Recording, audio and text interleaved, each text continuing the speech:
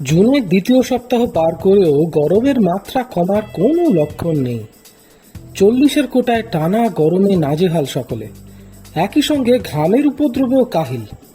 এখন যতটা সম্ভব শরীর ঠান্ডা রাখুন, শরীরে জলের মাত্রা বজায় রাখুন। খুব চটজলদি একটি শরবতের রেসিপি আপনাদের সঙ্গে ভাগ করে নিচ্ছি। গরমে একটু কম কষ্ট করে বানিয়ে ফেলুন। সমস্ত জিনিস হাতের কাছেই রয়েছে, তৈরি করতে 5 মিনিট সময় লাগবে। ঠিকই ধরেছেন, এ সপ্তাহে আপনাদের জন্য রইল ফ্রেশ লাইম সোডা। সকলে সুস্থ থাকুন, দেখতে থাকুন মাছ মিষ্টি অ্যান্ড মোর।